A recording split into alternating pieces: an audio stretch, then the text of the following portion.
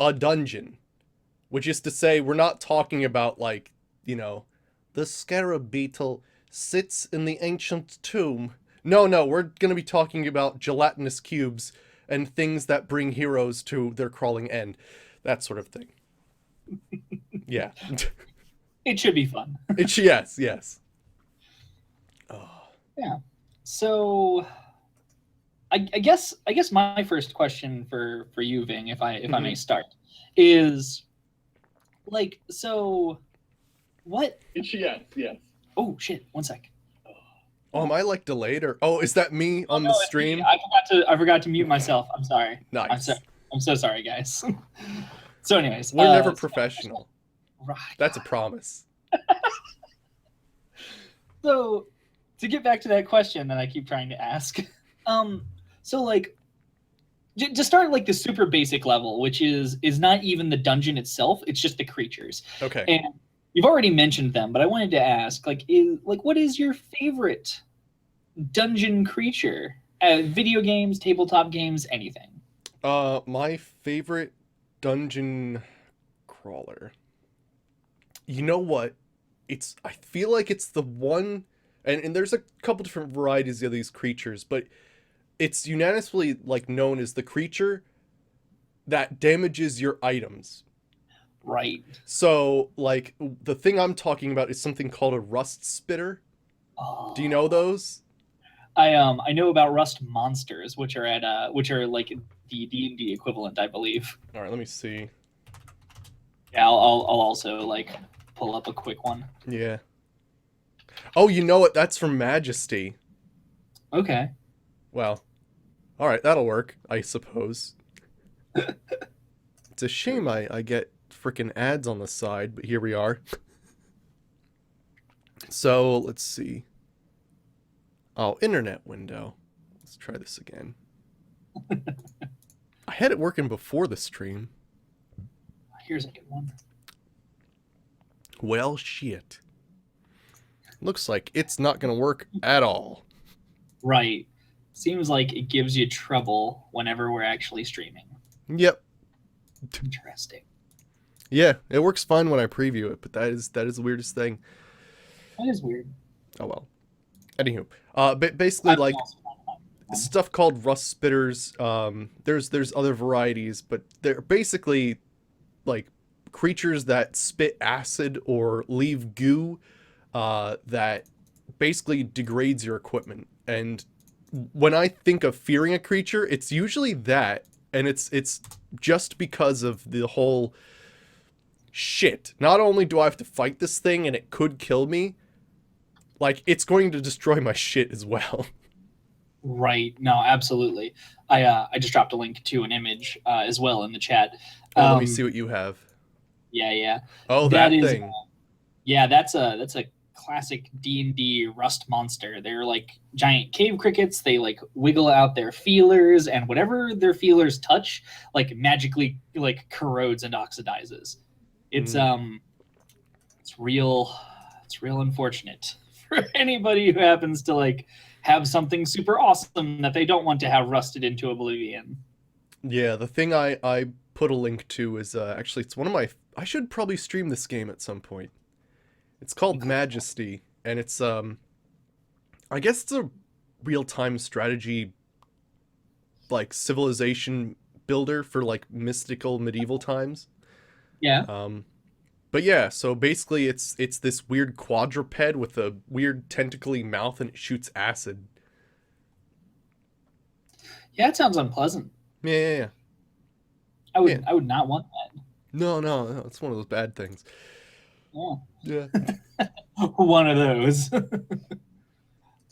But yeah, like I know I know of this monster. I can actually say that like in all of the times that I have played Dungeons and Dragons, I've never had a GM who's a douche enough to actually like make me fight one. That's see, and that's the thing. There is it's not just like because there's terrifying monsters like monsters that are incredibly powerful, but this is like the please don't let me see this Like, when I turn the corner.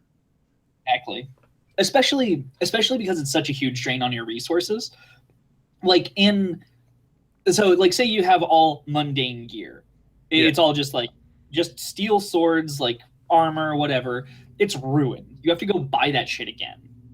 Like it's especially awful when like you just bought that suit of like half plate. It's not even full plate yet. It's just that half plate armor. Still ridiculously expensive. You go out, you buy it, and then it just gets wiped away basically by this one encounter. So bullshit. But Yeah. like it was originally at least in D&D it was like conceived of as an idea relatively early on in like how D&D has like worked. Um and yeah, like when they first introduced it, it was a way to take away magic items, basically. Like Mm. GM's remorse, I shouldn't have given them all those like magic items. I've got to get some way to like depower them a little bit so the encounters aren't so easy anymore. Wow. Rust monster. So it's hey Convoy, how's it going? Um, Oh, I'm starting to hear you on my end. Let's see. Is that better? Maybe a little bit. I don't know. All right, Any it's a better? little bit. Sometimes, we're, doing this from different states, so there's going to be weird things like that. You got your new PC today? Awesome. That's excellent combo. That is awesome. Freaking But A. yes. Yeah. But yeah, so basically that was a way to basically GM balance the game. Yeah, exactly. To Like realize, oh shit, I made a mistake. They're way too damn powerful. they're way too strong. I need to take away some of their shit. I really shouldn't have given them that Daedric ebony sword. Yes. Let's just rust monster that away. Yeah. Oh, oh, that's something. Oh shit, we have that game tomorrow. Yeah. Yeah, holy shit. What are we talking about? We're talking about dungeon ecology. So it's basically like how things survive in dungeons, creatures, adventures, that sort of thing, and sort of the different things that happen. I find that there's not a ton of games that include it. They might foreshadow dungeon ecology a tiny bit, like just to show like who is the previous occupant, and then like of course they'll be all dead, and then there'll be the new occupants of the dungeon. But yeah, we're basically talking about how basically creatures, from mythical, lore survive and thrive in dungeons. And just to get the ball rolling, we've been talking about like the creatures, the monsters that are in the said dungeons that we like the most, Yeah. or dislike the most, as the case may be. Yeah. I think we said fear. Yeah, But yeah, maybe. that's right. Yeah. So what's Either way. what's the creature that you fear the most? Like you're in a dungeon, what's gonna pop around the corner that's gonna make you shit your pants? So to just like overgeneralize the same way that you had being like where it's like, oh yeah, take away your resources monster. My fear is always the tank monster, which Oh. is actually a burden on your resources in a completely different way. Mm. It because like it's a burden on your gameplay resources. Yeah, that's me. That's Saber. Yep. But anyways, yeah. So like tanky monsters, the ones that have like a really high like dodge rating or like armor class, or like they're hard to hurt, and that also deal out massive damage, like because you have to expend a whole bunch of resources in order to kill them, to like first of all, not to mention not only just like uh not only just like your like character resources, but a lot of like time, like either during the game in order to beat them, like that ghost that you were fighting on the first day of our of your More Oblivion series. Yeah. Because like granted they weren't like a tank, they were just like over leveled for you, Mhm. but it effectively amounts to the same thing.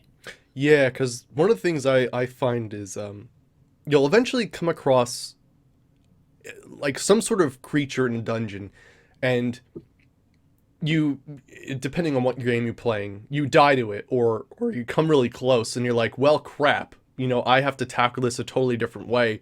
And that's like Exactly. when you start like digging into your backpack and like, okay, so what have I not used for a long time that I should be using now? Exactly. And And that's the resource take up there. Exactly. And sometimes that comes in the form of like a magic spell or a scroll you've been holding on to for a long time.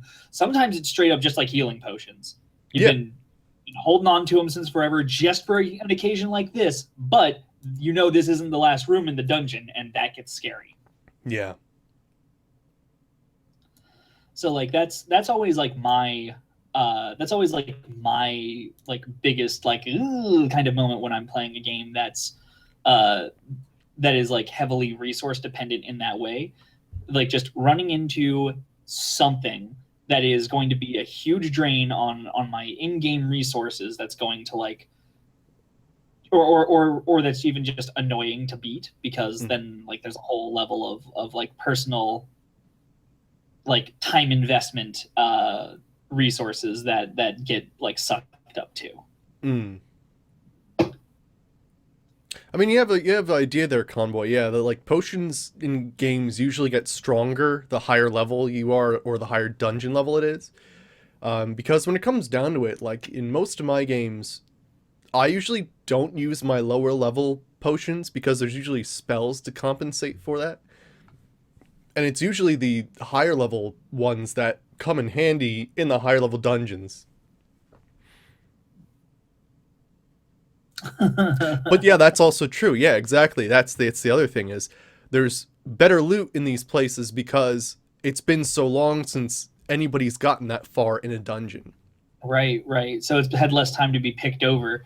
Also, you could like go the route of like, well, the other people who were going into this dungeon had better resources too. If they were to say die in Mm-hmm. that dungeon, then you can just reap the benefits of their missteps, basically. Yeah. Um, Now, whether or not that's like the real reason for like why you find higher or better quote unquote loot in like more difficult dungeons, I think ultimately that just comes down to like a behind the scenes metagame reason because it's because you're in a more difficult dungeon, so the designer of said dungeon needs to give you a better payoff. Otherwise, why the fuck are you in that dungeon in the first place?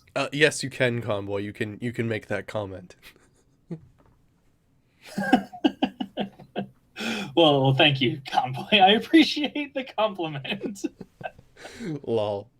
But yeah, what I usually Moment on that. I've actually been growing it out further up my chin so as to make it more have more impact. So there you go. That's what you want. You want facial hair with impact. I sure do. I'm not sure if that's what everyone wants, but that's what I want. That's what the women want. That I can say that Poison does enjoy my beard. So Nice. not so much the stubble. I need to keep that like relatively tame. Yeah, But, yeah. the beard in general. Yes, yes. A well-groomed man is well loved. Indeed, indeed. I in fact ascribe all of my social graces to simply my beard.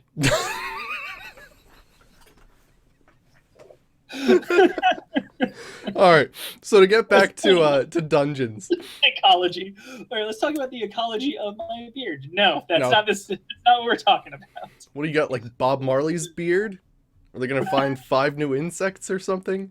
Oh my god, this is amazing. Is Let's that do actually this. true, or is that just bullshit? Oh, what the Bob Marley's beard thing? Yeah. Well, it's his hair, but Right. I'm actually not sure. I don't. I think it's probably bullshit. yeah, me too. I'd But have to like source check that. yeah. Oops. Anywho, but yeah, back to dungeon ecology. Yeah. So one thing we were talking about earlier is sort of the loot and why loot sort of changes. And when it comes down to it, I usually find that there's two different kinds of loot in dungeons. Ones that have been placed there on purpose to be defended, or the stuff that's there haphazardly from like the previous adventures who didn't go so well. Right. So like the difference between the this is a effectively a glorified safe Yeah. dungeon where like at the end of it, like the lich's lair, right? Like at the end is the phylactery. You need it so you can kill the lich. Yeah. Versus the stuff you find there, the quote unquote like RNGesus. Yes. Yeah. Yeah, no, I hear that, and you're definitely onto something there, Ving. Like that's a pretty standard trope whenever we're talking about like dungeons in general. Yeah. Exactly, G0. To gotta defend that 5 gold. Yep. Now, depending on what like game world you're talking about, like maybe 5 gold is like really impressive, right? That's Like true. That's true. Because you because could go like copper, silver, gold. yeah, yeah.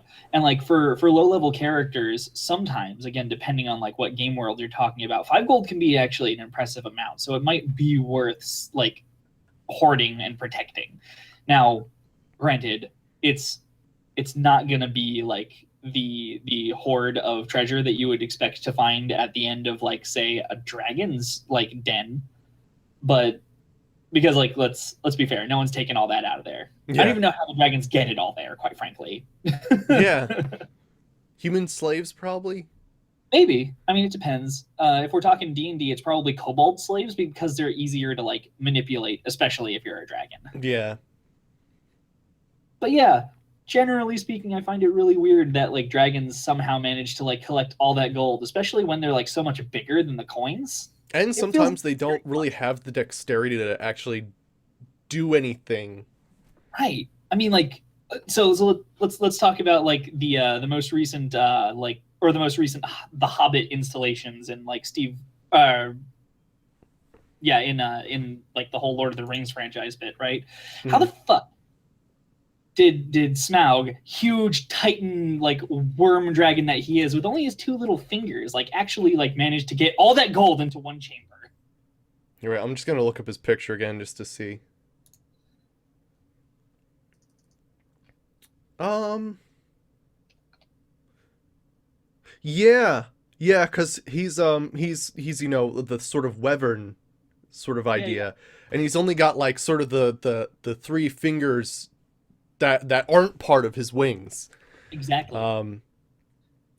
Now, I guess technically speaking, he could have like scooped them up in his wings and then sort of like waddled his way back. I want to see that process. I want to see the Right? waddling process of a dragon bringing loot back. The dragon at his most undignified Yes. when he's gathering Just gold. like, I've got all my gold in my wings. Exactly. Intimidation of locals, that could work too, yeah. Yeah. But Convoy's right about something that in sort of loot and dungeon ecology, um, is sort of interesting. Is there's always artifacts in games, right? FedEx. But there's always artifacts in games, but like some things are just too damn old to really be useful. Right, right. And I mean, unless they're like magically protected, there's nothing that's going to like actually make certain items worthwhile for using, regardless of their historical like uh majesty or impact. Yeah. Like the and I'm not saying that this was a good piece of history, but it is definitely an artifact of an older time.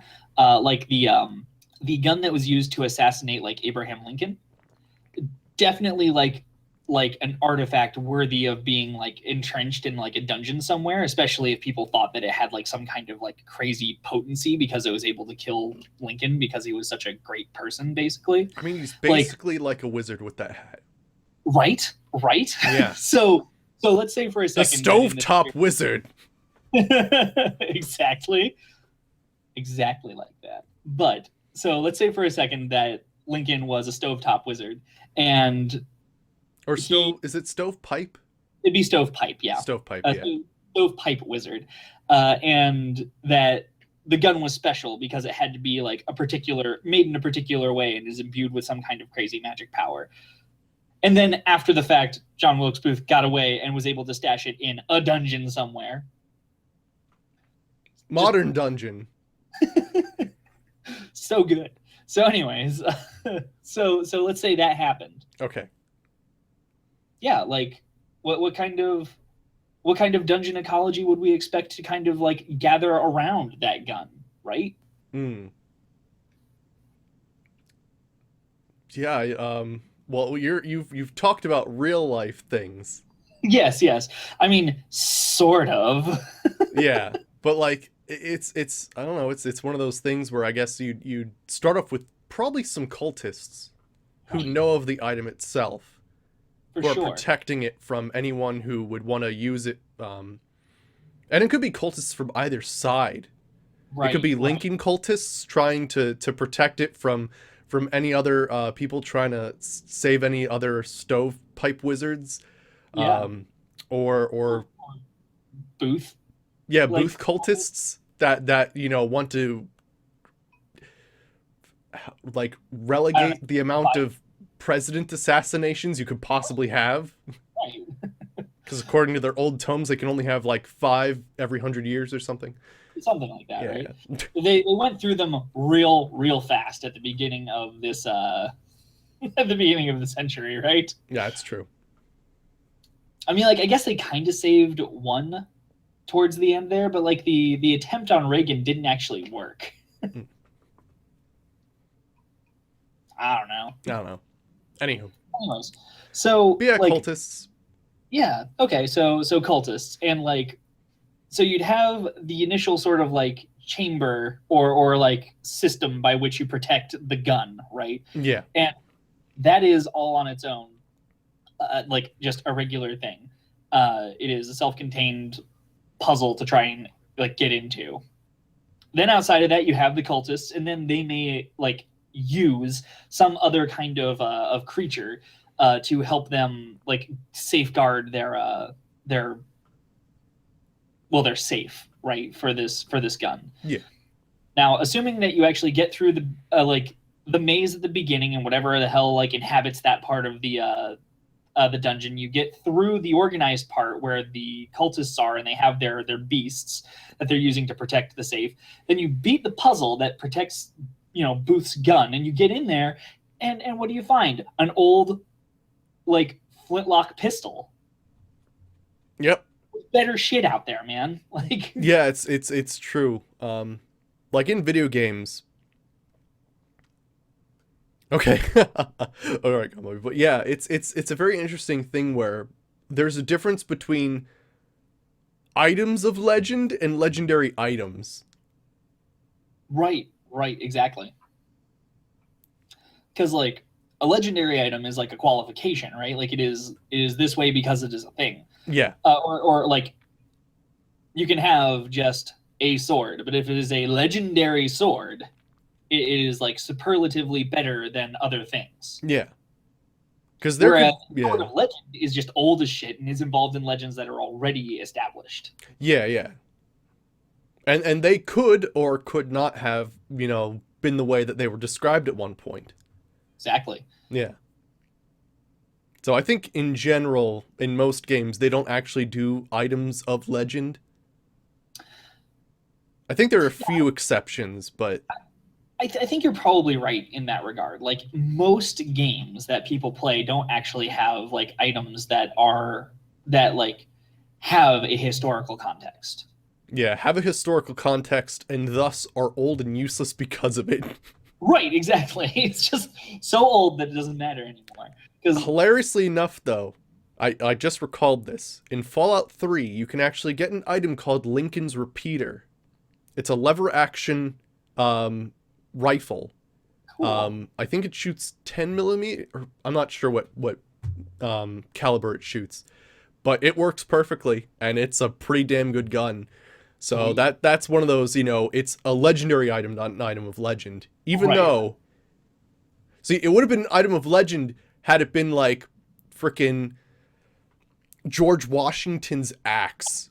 Exactly. It fucking chops down trees in one fell swoop and shit, but you see it and it's just a rusty piece of shit, and you pick it up and it crumbles to dust in your hands. Right, right.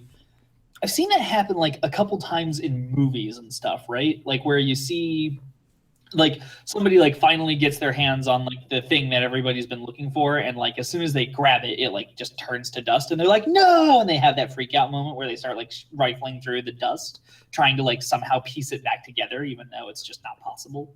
That's when you take the dust and you use it to make a new item. Legit. That way, even if it's just a normal sword, you could say it's a sword forged with the metal from the pistol of Booth, the Right. President Slayer. So you have a President Slayer sword. Yes. Granted, you have to get pretty close to the president in order to do anything with it these days. That's why it's a gun sword. Better. Yes. Cool. I dig it. Yes. So lay it out for me, being like, what's like your favorite part about Dungeon Ecology? My favorite part about Dungeon Ecology is your screen might have frozen. I might have to call you back. Yeah, I think I might have to call Saber back. All right, let me just end the call there and try to call him back. Give me a second. That was weird.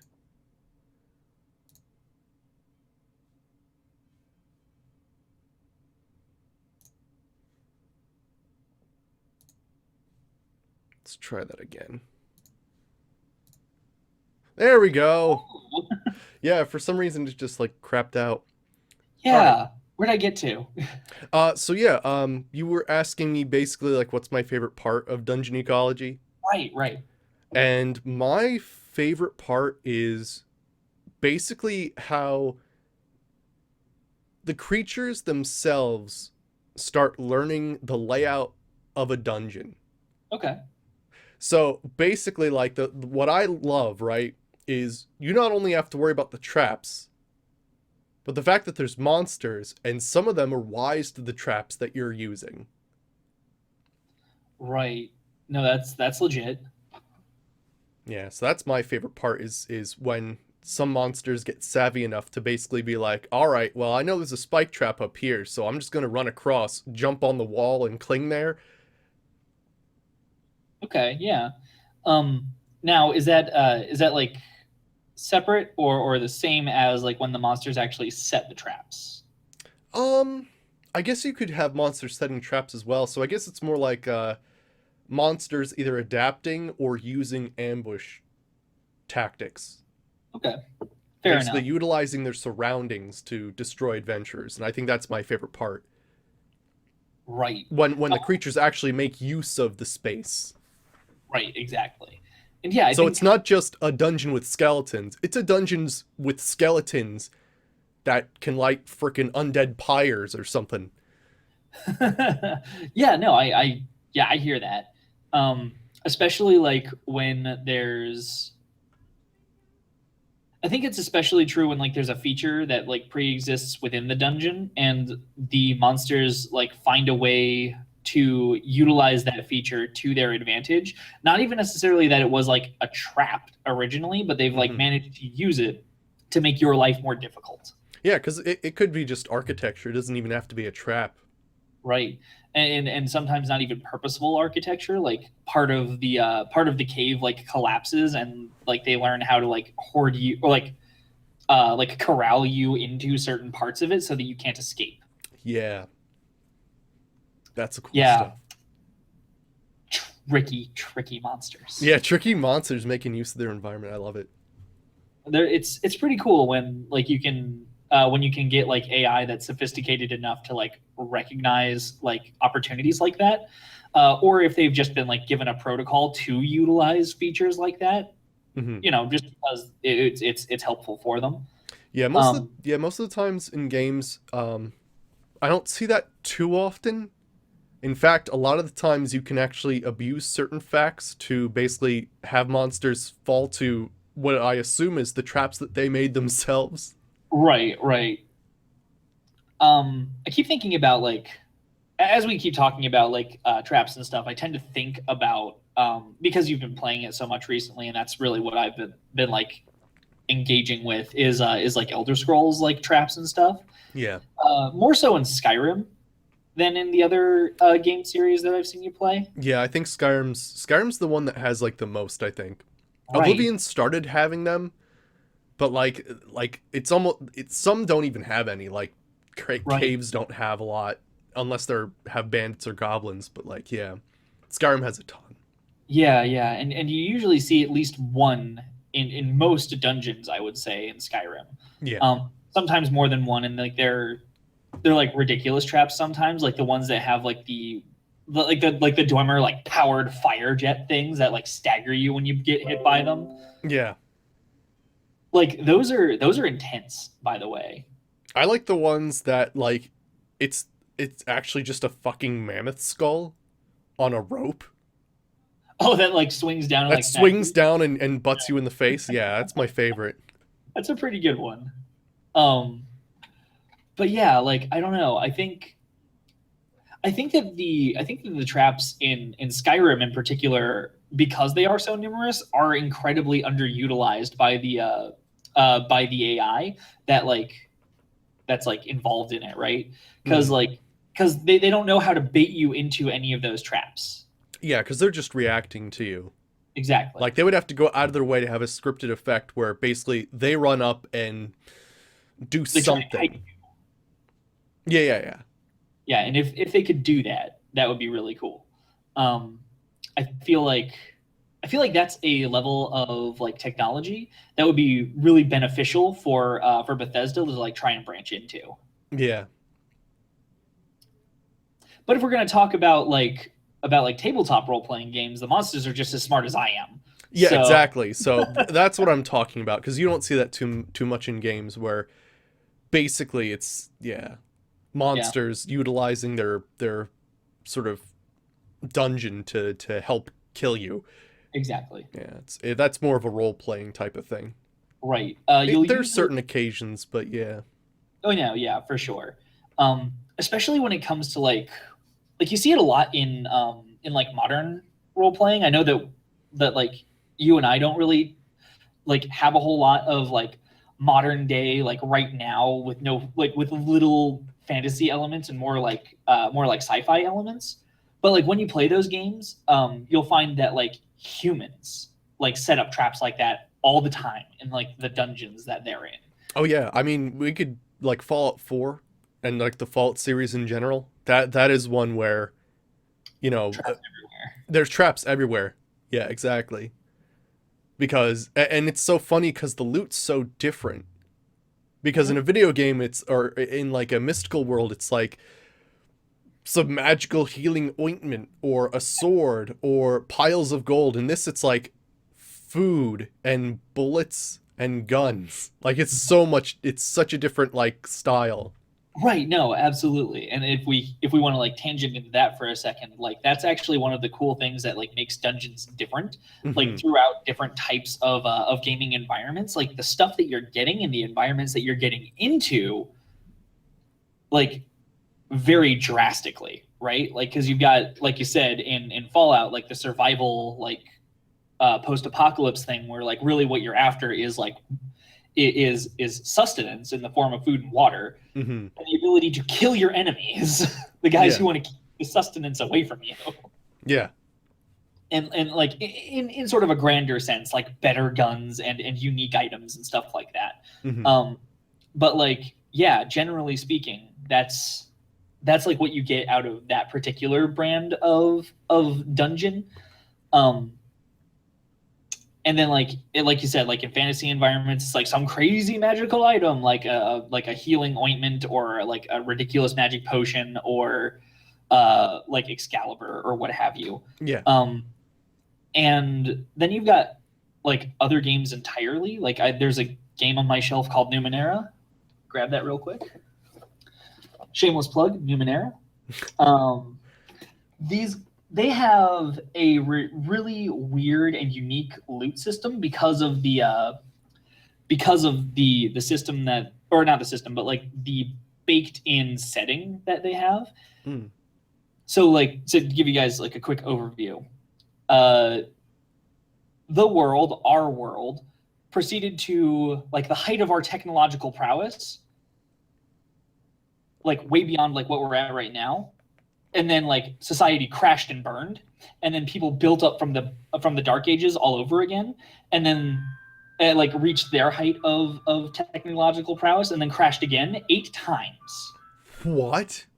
Yes, and like all the garbage that they have built up in those societies from like the height of technology is just left around because there's nobody who was there to like get rid of it. So you're effectively living on this world that is covered in trash from the previous 8 worlds that you've lived on, and you're at the like mental and scientific understanding of like people in the Middle Ages.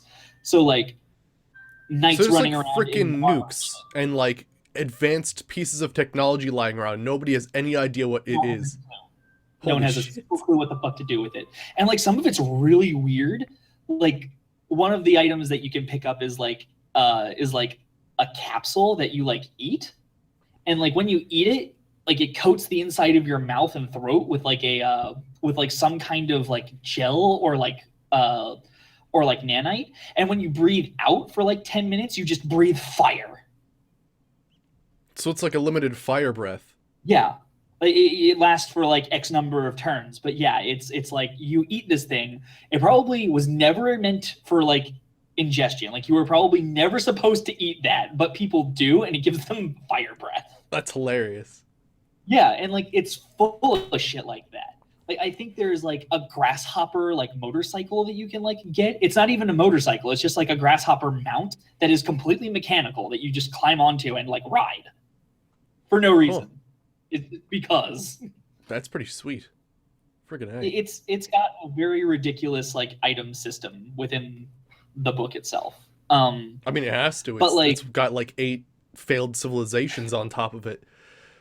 exactly, and like but like that's the idea, right? Like it kind of takes dungeon ecology to a macro world level because you've got all these different like levels of history that are like just pounded down and being used for other purposes. Yeah.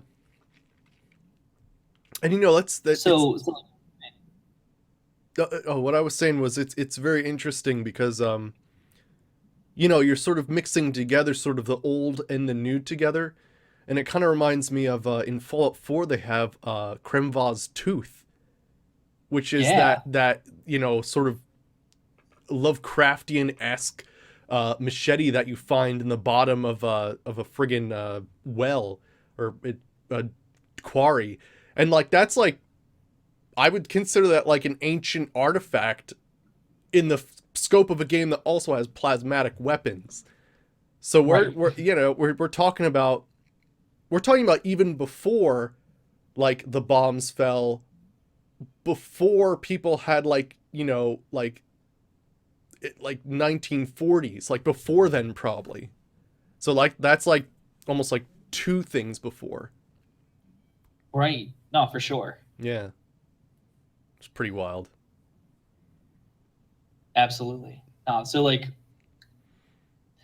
there's all different kinds of levels that you can like take this whole dungeon ecology to, right? Like you can leave it to just like one particular set of ruins that like were originally one thing, got repurposed by another like group of people, like collapsed on itself, and then like at some point somebody found like a cave entrance into it. So there's like 3 different ways to get in. There's all kinds of stuff that you can do in order to like achieve a really interesting kind of dungeon ecology. Yeah. Um, but like I think what what like really makes dungeon ecology like special and unique is what elements you mash together to like make something that people haven't seen before, right? Yeah, exactly. Because you can have a ruin or a burial chamber, but like the thing that makes it memorable is it's a burial chamber that you know has a little bit of a twist to it, like it's knocked through into an area of like some deeper place, or you know like you open a casket and like it's totally not what you expected, like the dead rise or something, like all the dead at the same time rise. It was Right. totally calm before or something like that. Yeah. Not for sure. And like I think and I think you hit upon something that I always really enjoy when it comes to dungeon ecology, and that's like when like two dungeons become one dungeon because like a wall fails in between the two of them and they were just too Yeah. close. And then like you've got like so like one of them was like full of like frog people, and then the other one was full of like the undead, and like they've had like a war between the two of them, but like the frog people learned a way to like coexist with the undead and like use them to like as like I don't know, use them as something, right? Like they use them as like a disposal device for their enemies or something. Like they found a way to corral them into an area, or like they have like an uneasy truce where like the frogmen like throw victims to the undead, and the undead know that like they shouldn't eat the frogmen because they'll get food otherwise. Yeah, I think that's cool when you start getting monsters that work together despite the fact that, they could possibly eat each other. Yeah, no, absolutely. Yeah. Like if somebody were to betray the truth, like an all-out conflict would start again. Or I'm Hmm. sorry, betray the truce. They'd start an all-out conflict again, and like both sides would probably be weakened beyond like toleration. Like they'd have to vacate the dungeon, or like in the case of the undead, I feel like they wouldn't actually leave. They'd have to like just bed down and wait for more stuff to show up to feed on. Yeah, yeah, yeah. Symbiotic relationship in a dungeon. Exactly Yeah, like that, Yamak. it's pretty cool. But yeah, so I mean, Miamak does bring up another good thing. It doesn't have to be a medieval ruin or a modern ruin. It could also be like a derelict spaceship. Right, for sure. Yeah, Um, and that could be its own dungeon of itself. Oh no, absolutely. Like the if it doesn't tell you, or like if you don't take away any other information other than this, uh the movie Alien, Yeah, the ship they're on, it's a dungeon. There's one monster in it. It's a terrifying monster. yeah, But like that is an example of a dungeon. Like you can't escape. You have to find some way to leave and get and like cut your losses as much as possible. yeah, And yeah, like that's let's talk about a drain on your resources, right? yeah, yeah. Because not only like the loot there, right, is going to be oxygen, Yup. which is a thing that you usually don't even consider in the other ones. Yup. Yeah, oxygen, gravity is Gravity. another one, right? Yup. Which can either be solved through some sort of technological, like, gravulation regulator or whatever, Right, or rocket exactly. boots. Exactly. Rocket boots is also an option. Yeah, But then like you also have to consider like that there's a higher level in that because of like the whole science fiction angle. Because like all those guys were working on a ship that didn't belong to them. So like there's this level above it where you're like your drain on your resources might be the company being like, so why'd you blow up the ship? Why'd you do that? yeah, So like there's and like then demanding like some kind of recompense. Like you now have to lead a group of, space marines to go dig out the colony that's been infested by the same creatures. Aliens. yeah. That's true. That's true. There is that whole issue of sending future technology to an area that's not so developed, and then that being godlike. Right. No, absolutely. Um and Yeah, yeah, yeah, Malmac. that happens in I think more in like science fiction settings rather than like fantasy settings. It Um, would be cool though. right. No, Like absolutely. honestly, it would be cool to just like in like a game just be like, so there's been like like wizards. There's been a temporal disturbance, and we found this gun. We found this device. It's similar to a stave, but shoots pellets Yes, fast enough to maim and kill people. we'll call it the sticky sticky boom boom. That's legit. Yeah, yeah. It would explain a god sword. Yeah, yeah, or anything like that. Yeah, totally. I mean, maybe mystical items in games are really just weapons from the future brought Right. back by Oh gosh. Okay, that just like fucked with my mind there. You like blow your own mind. Yeah, yeah. How about all the Daedric lords are just Stop to time consider. travelers? Yeah, I was about to say, did you stop to consider that maybe all of the Daedra in any Bethesda game are like actually just the future of evolution for the races that live there? Yeah, Sheogorath's the Time Lord. Right. He's like Doctor Who season 13. Says bring them all back and be like, now we shall rule them all. Yeah. Can't actually go back because the TARDIS broke, right? I haven't watched the show. I'm just saying. People who have understand that like the TARDIS breaking is like a thing that happens all the time. Mm. Oh, it broke. We're stuck here for a while. You know what? Young 444K Hey, George. Daedric lords, I believe, and hey George, how's it going? Daedric lords, they I believe the lore behind them was all the Aedra contributed to making Mundus or the world, and all the Daedra basically didn't do anything. So they just sat back and like watched everything being made, and that's sort of explained why they seem to be more prevalent than the gods do. Um, and that's sort of that whole thing that people basically think that the Aedra, having contributed, don't act like in the creation of the world, don't have that much more to give, whereas the Daedric lords have all this extra power because they didn't do anything to contribute to it. Um, but not all of the Daedric lords are considered wholly evil. Meridia is a good version. She's the basically the Daedric. I don't even know what Daedric lord she is, like light, and like she hates undead. Um, but I mean, she's got a darker side. She like Umral the Unfeathered was one of her followers, and he fucking murdered a ton of people. So it's one of those things like they're considered bad, most of them, but like some of them are like Malkath isn't too bad. He's what like the god of the orcs.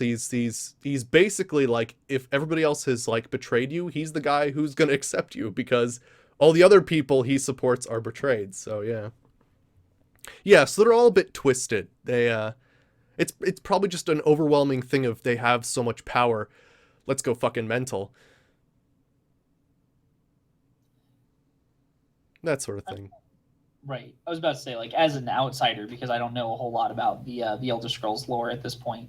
Um, yeah, I think that I think that they come off that way to like someone like myself that they're all pretty fucked up. Like they've got like shit that they sort of have dominion over, but they're all kind of like just either like insane or like driven like unhealthily or like possessive in ways that are unhealthy. I could actually like probably make a case study about like mental illness in the Daedra and publish that as like an unscholarly kind of paper. That'd be pretty Um, cool. I mean, I now that I've said that, I kind of want to, but I probably won't actually pull the trigger on doing it. Um, but yeah, no, like I think that's actually pretty interesting. Just thinking about like how the Daedra are like in and of themselves perceived as being like evil, even though really when you stop and look at it, they're just they're really like people who have like some instability problems, I mean, if you think who have about way it, too much power. yeah. And one of the things is that they in themselves are solely supposed to represent a theme, right? So a lot of them are tragic characters, like Sheogorath. Like he can't help himself. He is literally like the god and representation of madness itself. Right, right, Like it doesn't good and bad isn't like a thing you can choose if in fact the thing you're representing is madness. right. No, absolutely. Um, Or there's like, a you know, freaking Mephala. She's the Daedric god of like basically murder, sex, and I forget what the other thing is. And plots and lies and stuff. Like okay.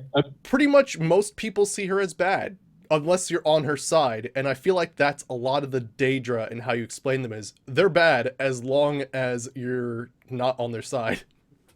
Right, right. And even when you're on their I side, there's sacrifices to be made. Right, no, absolutely, right? Because like worship ain't easy is like kind of a theme I've noticed with the Daedra in general. Hmm. Um, yeah, but no, like hilarious, hilarious that young 44K kind of brings it up, and that you brought it up as well, Ving. Um, so like I think that's like a really interesting notion that the Daedra are like these imperfect gods who have have kind of a shit deal, really, when it comes down to it, because they're stuck in these positions that they're unable to break out of because of like the nature of what they are. Mm. It's I would sort have of to like look into that. pathological. Yeah, I would have to look into that because yeah, young 444K brought up, how did they actually get to that position? Like Right. what made the Daedra basically go into the spheres that they represent. I'm not sure what that answer is because I'm not a lore historian or anything like that. So I certainly am not either. yeah, If anyone in chat knows, please let us know. That yeah. would Please be let us know. Yeah. um, but yeah, so speaking of those themes and ideas, I actually have a game that I'm interested to play, but it's not like high on the list of things that I gotta do. Um, see, it's called Part Time Gods, and no, it's hilarious. Like you at the beginning of the game, you pick like what god you are the scion of, and like you take on part of their portfolio of responsibilities, and like the more heavily invested in being a god you are, the more like your mundane life kind of clashes into your responsibilities of being a god. And like if it's the other way around, right, like you took a little tiny part of the portfolio, and like the more that tends to encroach upon your regular life. And it's a really interesting kind of like dichotomy of things that are going on. And yeah, I think that is similar Hmm. in theme to the way that the Daedra actually work, except that instead of like having a normal life, they're just completely consumed by the portfolio of things that they're like plugged into, right? Like they only care about the things that are fall within their sphere of influence as gods. MCT Jose, yes, the Daedric god of douchebaggery. Kanye West, yeah. Oh. But Miamak brought up stuff that earlier that is exactly what like dungeon ecology is so cool about, which is like basically dragons swatting away adventurers, right? They've gone past a whole bunch of other creatures, but they swat off an adventurer and kill them. Maybe the dragon's a bit too ancient or doesn't care about eating human flesh, but the zombies that they fought past are like, hell yeah, we get some human flesh. For And then sure. whatever the zombies don't eat, the spiders from the stuff that they went through also eat the rest and lay eggs in the bones or something like that. So Right. like it's also this thing of basically adventurers being the food source of the creatures inside, and basically every creature making use of whatever resources that adventure brought in. No, absolutely. And if we want to like tie back into the topic of the show and get back to dungeon ecology, Yeah, yeah. yeah, no, like that's absolutely a thing that like really good dungeon ecology takes into consideration. Like, how do each of the inhabitants of the dungeon that you're in sort of interact with each other, and how do they have like symbiotic relationships between them, right?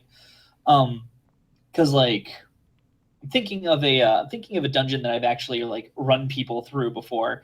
It was full of kobolds, and if you don't know what a kobold is, it's like a little tiny lizard guy. They're usually like servants of dragons. People think that they're like vermin, kind of like dragon like descendants. Basically, it's complicated sometimes, but anyways, they they yeah they live in squalor, right? Like they're disgusting creatures, generally speaking. So like whenever you find them, like you tend to find that there are like trash piles everywhere, like there's dead skin all over the place, like there's it's pretty gross in a kobold lair.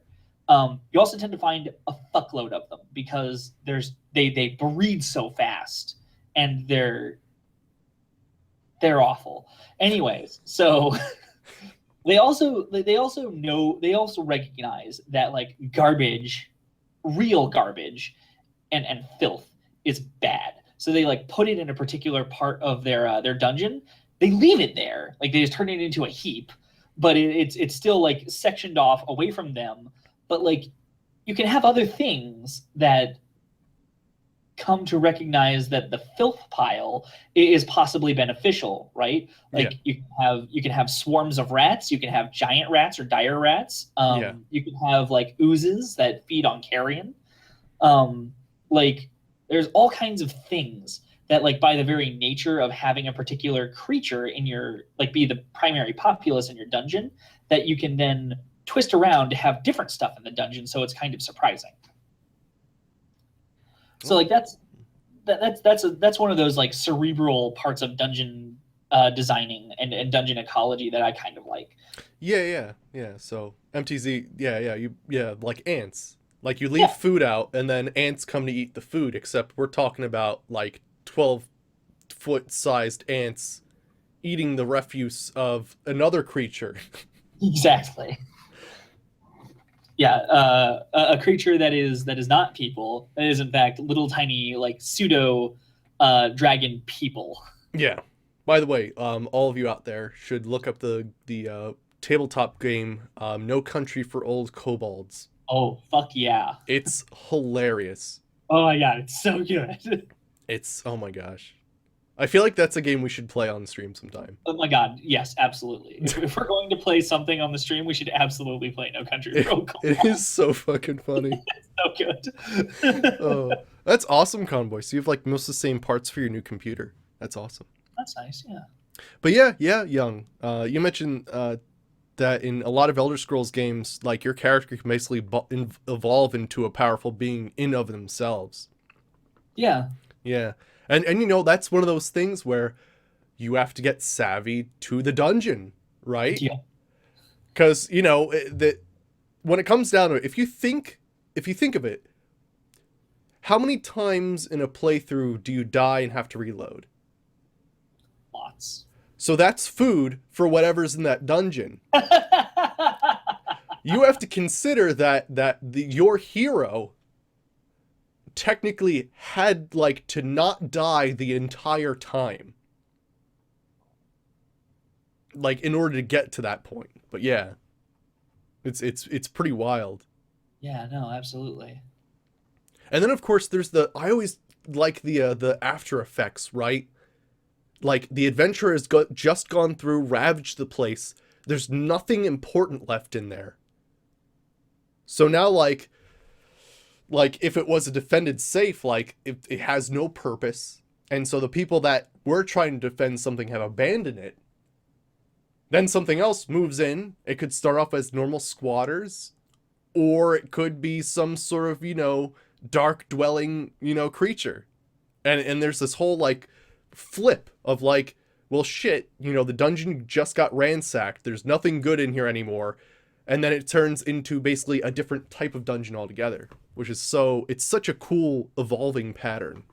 Right. No, absolutely. And like, I don't know. There's part of me that thinks that there's like a role playing game in that, right?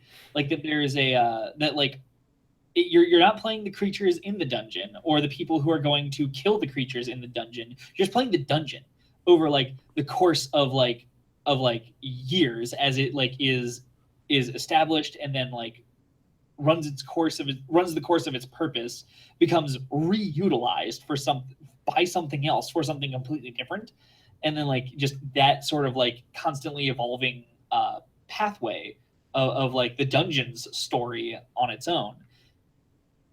I feel like I feel like in the end you'd find that a dungeon is a very sympathetic character. Actually, it is actually kind of interesting. That might be a fun game because as a dungeon, you would play as like the traps, Yeah, and basically your resources would in fact be construction and how many people you can get to improve yourself. And then you have to yeah, like repair certain things that, because minotaurs are dumb and they run into walls, so someone's got to repair that, or else we're gonna have to start worrying about water damage and stuff like that. right, right, and the whole dungeon levels up, and you get like access to smarter inhabitants, right? Yeah, So, or maybe your first trap gets decommissioned or dead, and you have to like replace it with something else, and like the new character that you pick is something else that like these new people installed, right? That'd be really interesting. yeah, Again, I'm pretty sure that there's like a role playing game in there somewhere. It yeah, might be better suited as like a video game because of like the way trees and stuff work, but it could be cool to play at the table.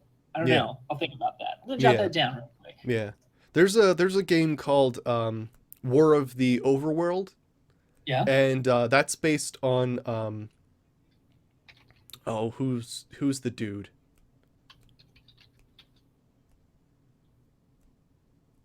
Um, Crap, Molyneux. What's his? Molyneux? Yeah, yeah, yeah. What's his first name? I want to say Peter. Peter Molyneux sounds right. Yeah, but he had an old game, and it's basically around the whole like the idea that you're playing as an overlord of a dungeon, and you expand your dungeon with like little minions, and you Peter Molyneux. Yeah. Yeah, okay, cool. So War of the Overworld is based off of a very old game that Peter Molyneux made, and it has that same sort of like you're building the dungeon as like the dungeon's master, and it's pretty friggin' cool because you basically summon other creatures to defend your place and stuff. It's pretty sweet. Cool. Hey, Bakor, how's it going? Um, yeah, right. Exactly. Yeah, yeah. Actually, Young, uh, if you if you're looking at Charis and Falmer, they have a symbiotic relationship. Oh, go for it. Yeah, getting a refill. I'll explain this. So basically, I don't. I'd have to show you guys, and unfortunately, for some reason, the internet isn't working. Like that's me trying to pull up the internet. It just turns into a black screen for some reason. But basically, I think that there's a weird thing that happens with Charis, where the faces of the Falmer and the faces of the Charis are actually incredibly close. So I don't know if I can get a zoom in on their face. Let me see. Yes, here we go. So take a look at this. Take a look at the Charis face on that like concept art. And then I'm going to show you Falmer. Let's see. Basically, they have extremely similar looking faces.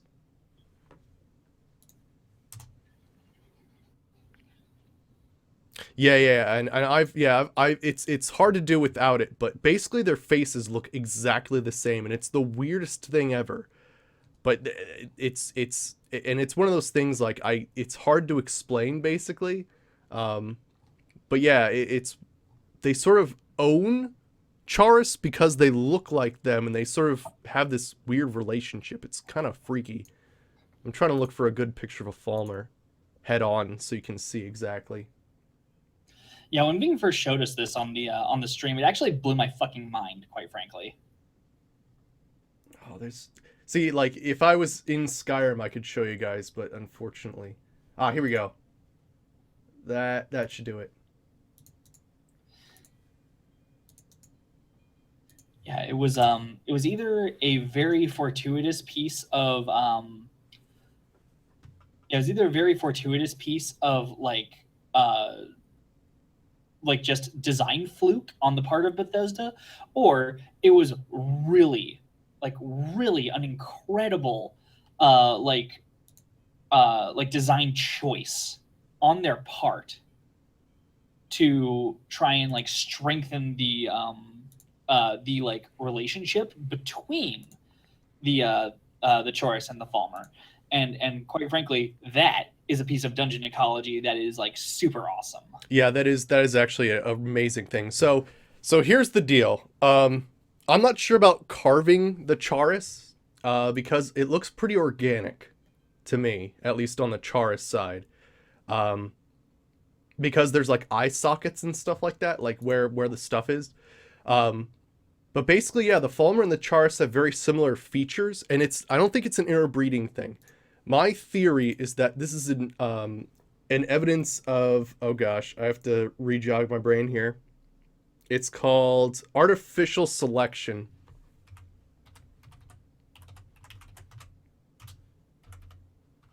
I'm trying to figure out. Let me see. Here we Yeah, go. artificial selection's a cool thing if you ever want to like look into it. Yeah, art. No, wait. Is it artificial? I'm not sure if this is. Let me try to find the Uh, samurai crab. artificial selection is like purposeful breeding. No, no, it's not that. Then I'm using the wrong terminology. Ah, crap. What's the example for it? Ah, crap. There's a name for it. Interesting. Yeah.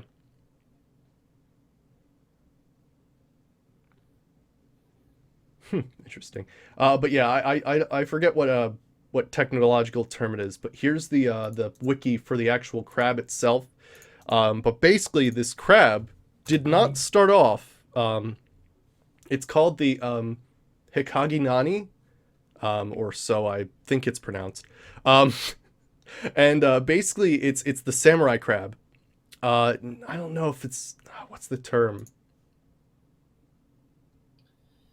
Frickin' A. We'll figure it out. Anywho, basically, um, No, you got it, Ving. It's quoted right here in oh, is it? on the page. It's unintentional artificial selection. Okay. Um, yeah, because like what was effectively happening, if you'll allow, because I actually Yeah. remember the anecdote basically. Um, Japanese fishermen would collect these crabs, and like some of them kind of maybe looked a little bit like they had like samurai helmets as like their general shape, and so the Japanese fishermen, because they were afraid to offend samurai, would throw them back, and then over the course of generations, the ones that were more similar to samurai were the ones that were always thrown back instead of eaten. So you have all these samurai-shaped crabs in the population, and they are the only ones who ever get to breed because once captured, they're the only ones who ever get thrown back. So by this process of artificial selection, by the Japanese basically going, oh no, can't eat this crab, and throwing them back, you get crabs that look incredibly similar to like a Japanese samurai, at least in terms of their helmet. Yeah. And So yeah. yeah, like people do it to like nowadays anyways, we do it to chickens, turkeys, any domesticated animal has been artificially selected. Hey, Geezer. Hey, how's it going? But yeah, yeah. And so I'm applying that to basically my theory of the Charis and Falmer relationship. So if you Right, think because about it, Falmer are blind. They have to feel around with their hands. And like someone who's blind, they have to touch someone to identify who they are. My idea is that there were Charis that didn't have that facial construction, and they were killed and used for chitin. However, the ones that had faces that seemed similar to them recognized the other as a Falmer, so they didn't kill that Charis. and at that point they form a symbiotic relationship. Yeah. And yeah, I think like that's super cool. Just Yeah. like that's a super cool idea, and if Bethesda was like conscious enough to like be making that choice intentionally, like kudos. Yeah, That's fucking kudos, right? But yeah, that's my take on their symbiotic relationship and why it works. I think it's because of basically to feel around blind to find something similar to facial features you have. Just so happens to be a gigantic insect, but whatever. What do Falmer eat? I think they also Sure. eat Charis, but they also eat humans. I think they'll eat anything, to be honest. Quite frankly, I mean, if you live in a food scarce environment like the Falmer do, you pretty much have to eat whatever you can find. Yeah, I don't think they're picky. Plus, they're blind, so they would have to kill something first, then taste it a little bit, and then decide whether they want to eat it or not. So whether or not they eat it, they'll kill anything basically. Yeah, they'll probably eat Charis eggs. Yeah. Yeah, yeah.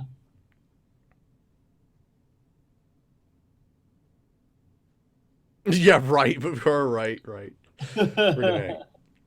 Oh my god, that'd be That hilarious. would be hilarious. But I mean, that's another thing in dungeon ecology, and how relationships with different species of monsters come together. Right, absolutely. And Yeah. if your dungeon has had like a long enough time to establish that kind of ecology, I mean, like awesome. Like go ahead and make some crazy shit like and some ridiculously awesome relationships and stuff. Otherwise, if you've sort of got like people passing through or whatever, I mean that's the shorter the relationship or the shorter the time in contact with the things that are going on in your dungeon, the less impact they have on other things. Yeah. But like the longer you have to coincide with something, the more like those two things tend to interface and like give and take with each other. The more symbiosis there is. So like you'll find that older dungeons have more of that symbiotic relationship than newer dungeons. Mm. Yeah. Actually, it's funny. I think Bethesda did have like an opening for a quest writer or something a while back. Yep. Yeah. I vaguely remember hearing about that. Someone posted it in the chat. Yeah. And hey, Leofire, how's it going? But yeah, I do some of my favorite like dungeon relationships are like it's usually humans, which is hilarious. But like humans who find out there's something worse in the dungeon just behind them. And they're like, well, as opposed to us getting completely owned, why don't we throw like this sucker who just walked by the entrance of the cave? And so they kill him, take all of his stuff, and throw him in the back where there's something worse that eats people, but Yep. it's not eating the things in front of it because they keep throwing back like hapless people that walk by the cave. Right. You don't look a gift horse in the mouth, right? Yeah, exactly. And Especially then when and then you get that whole thing where it's like, well, where did Joe go? Well, Joe was walking by that cave and all of a sudden he disappeared. And then you've got a whole search party coming towards the cave, right? And then you got the thing in the back who's like, oh man, look at all these people. right. No, absolutely. Um, Actually, hilariously, there's examples of stuff exactly like that, like all over the place in like Dungeons and Dragons dungeons. Um, One of my favorite was from a very early module of D&D called the Caves of Chaos, where there were some goblins who like they were just like some shitty goblins, but they actually had like connected to the cave system that they were inhabiting another cave system that they like had a door in play like in between the two of them, and in that other cave was an ogre, and like they had an uneasy friendship with the ogre because whenever adventurers would come in, the goblins would either like corral the adventurers into the ogre's cave or like trick them into going in there, and like the ogre just got to eat, and as long as the goblins kept feeding him, they were on good terms. But there was actually like a protocol within like written into the adventure itself, like if the adventurers never fall for this trick, the ogre like turns on the goblins after a time and goes and like hurts them all. Wow, that's pretty cool. It's pretty hilarious, quite frankly, that they like chose that they like took the opportunity to like put that in there. Yeah. Joe's dead. Son. But yeah, yeah, young.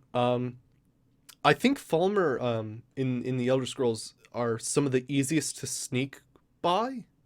I believe like when it comes to like actual like sentient um creatures, they're sort of the easiest to sneak by, and I feel like that's part of it, is that they live in this loud environment and they're blind, and they have to use feeling and hearing in order to perceive.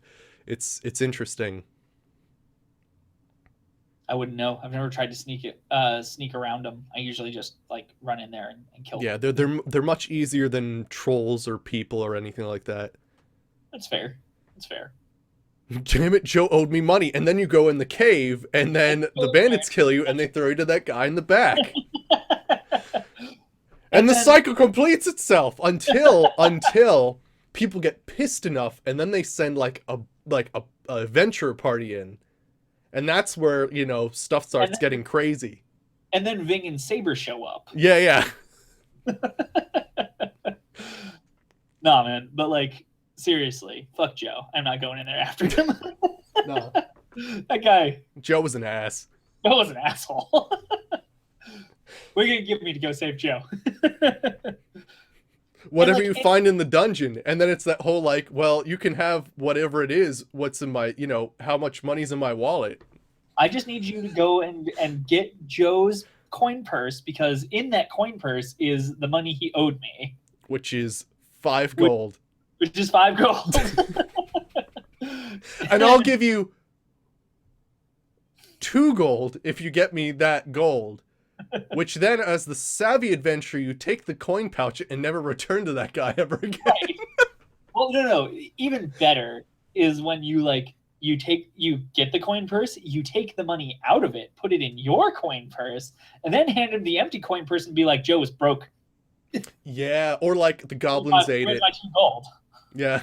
I brought you the coin purse. Here's the coin purse that, yeah. You said whatever's in the coin purse. It just happens to be a moth and a spider web. Oh, man. Oh, shit. That's crazy. Dungeon ecology is crazy. Just like, it's the background of what is the history of the dungeon and how it works. And what makes it threatening.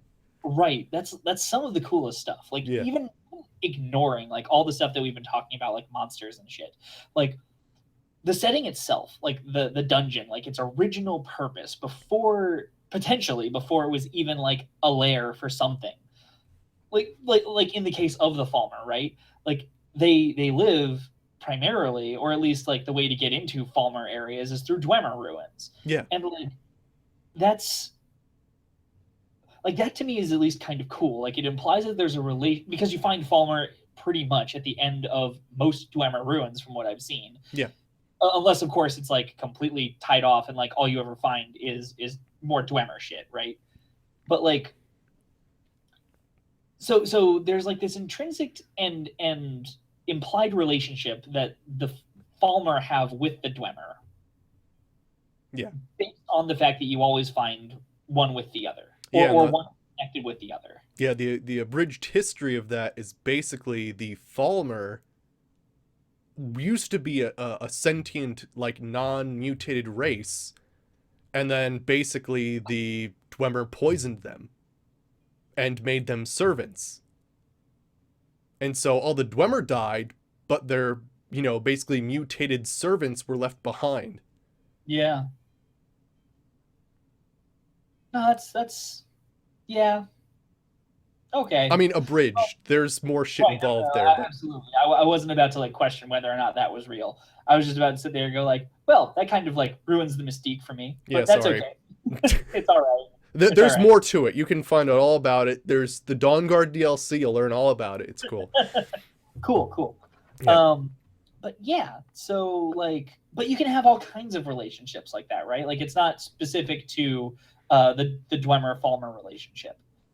Yeah, and you know what? Sometimes I think the coolest part of a dungeon is the added creepiness from what it used to be before, and this is more like of a Fallout area, like hospitals, right? And like morgues and stuff like that.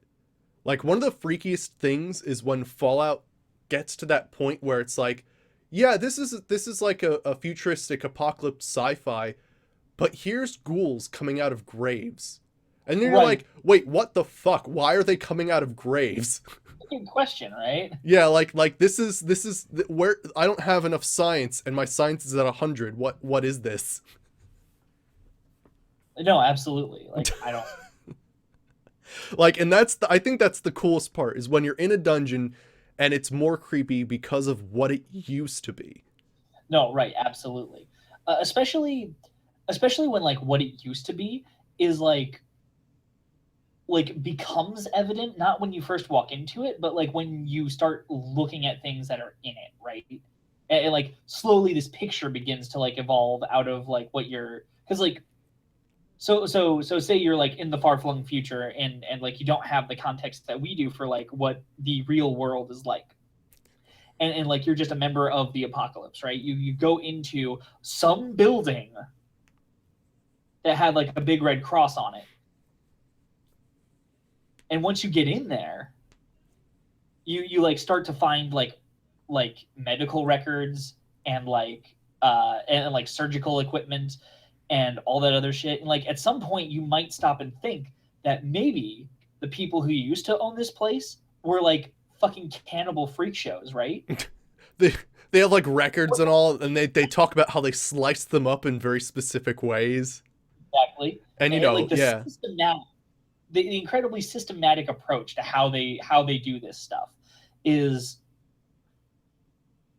it in many ways it would possibly to an outsider seem as though hospitals were one of the worst places ever. yeah, yeah. Or it doesn't even have to be like a carnival. Like a carnival could be like equally as Oh yeah, fucking no. like horrible. Yeah, any like theme park? No, those places are fucking terrifying if like you don't have a context for what they are. Yeah. Like anything any place with like mascots and and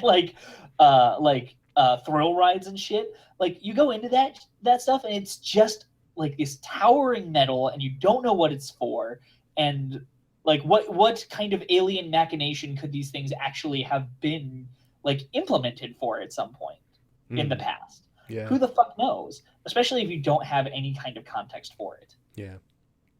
Yeah, speaking of dungeons, Blackreach is a really good dungeon.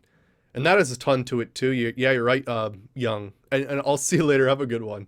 But yeah, they've got a giant in there. They've got Falmer in there. They got Falmer slaves. So somehow humans got down there. We don't even know how they got down there really, but they're human slaves to the Falmer. There's also Dwemer constructs down there. There's Charis down there because the Falmer are down there. Right. There's frost trolls down there. Like there's all kinds of stuff. It's crazy. Dude, yeah, yeah, Like, a haunted house. Yeah, yeah, like no, that is scary as hell. like a haunted house without like the regular like lighting and stuff that goes on in it is also just terrifying. Like to me now, like it doesn't take like having no context for what it is. It's like because a lot of the times like fun houses or haunted houses and stuff like when you just like okay, so think about like a fun house, right? Yeah, yeah, exactly. A Like derelict old funhouse like can oh yeah, honestly become way worse than a normal haunted house. oh my god, terrifying. Yeah, Especially exactly. like the Hall of Mirrors and shit, right? Because that always like fucks up. That always fucks with me. Yeah, yeah, I know, Oh, Bakura. I know that one in Nuka World, that one house. yep, that one Holy shit. terrifying. Yep. Holy shit. That's crazy. Right. Indeed. Nope. Nope. Indeed. Yeah, or Um. asylums, right? See, I think that asylums are actually one of those places that are actually scarier with context as opposed to without context. Oh no, totally. You need context, but it's one of those things where actually I think it's one of the places where in use or not in use, it's equally as creepy. No, that's legit. Yes, absolutely. I mean, you've seen American Horror Story, right, Ving? Okay, so here's the thing about American Horror Story. Did you skip Asylum? No, I watched it. Here's the weird part for me, right? The series that freaked me out the most was Freak Show. Yeah. Not because I have anything against, people who look a bit different or anything. I'm totally fine with that. It's the fact that in the asylum one, there was an essence of mysticism. There was alien involvement. There was Satan. In Freak Show, there was what, that one guy that would like haunt you during Halloween, but everything else was human made. All the Yeah, horror around it was totally unrelated to a mystic evil element. yeah. And I feel like that was the creepiest one. I can agree with that, but like I often find that people are more terrifying than the myths we make up, anyways. Yeah. Um, yeah, like there's all kinds of cases for like real human history being like more terrifying or just as terrifying as like the like spooky stories that we make up about each other Oh yeah. all over the place. Like Mhm. that's not even a question. I'm not gonna get too into that because I feel like Yeah, we're I gonna feel like start getting into like weird history shit, and yeah, that would be yeah. weird. I mean, and not only that, but like, but because of like the information that I know about like how people have treated each other and like history and all that shit, and like because I have like a weird fascination with like how badly people treat each other, I don't. I feel like I could talk for like 2 or 3 hours alone about like how badly people treat other people and how that either gets like hero worshipped or vilified based on like just um your like cultural concepts and like perceptions alone. But I won't get into any of that because it's like while it's interesting, it's only interesting to a very small number of people, so I'll just keep my mouth shut about it. No, but like on that same part, like learning about that historically in like a post-apocalyptic area, like that is some freaky shit. Thanks, Convoy. I that's you're correct. Yeah, yeah. Also, yeah, yeah, yeah. I know, Leo. I know no politics. I'm sorry. I started to approach the line. I had to back off. Yep.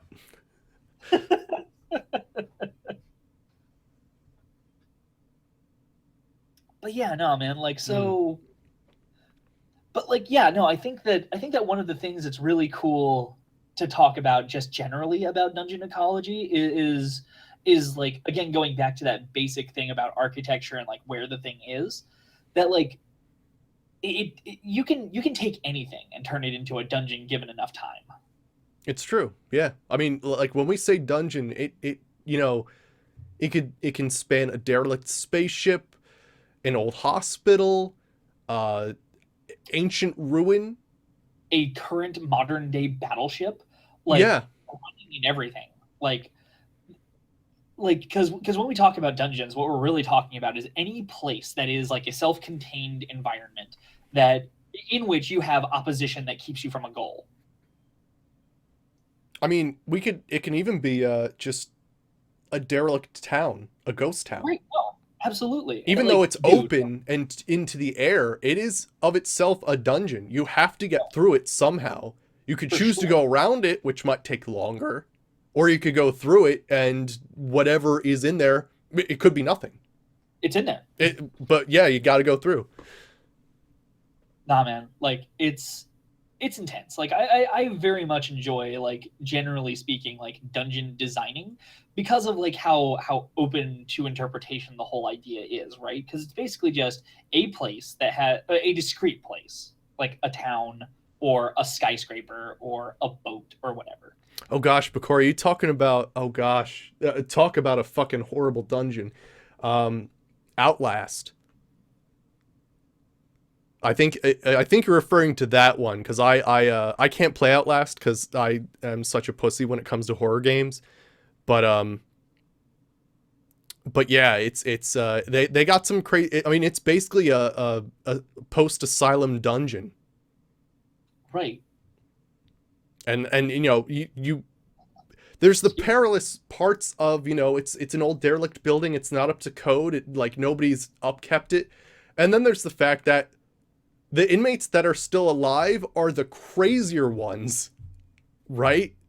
Who are still alive because they killed everybody else who is not, with it. Yeah. Nah, man. Like I don't know, like a lot of like part of me as we keep talking about this whole like dungeon ecology thing like keeps like going back to this idea that maybe we like bit off more than we can chew just by going with just straight up dungeon ecology because there's so much to talk about, right? Oh no, I mean, I'm fine with it. No, no, for I sure. always bite off more than I can chew. Well, I mean, wait. Anyway, so It's a lot of antacids, but it's fine. right, fair enough, fair enough.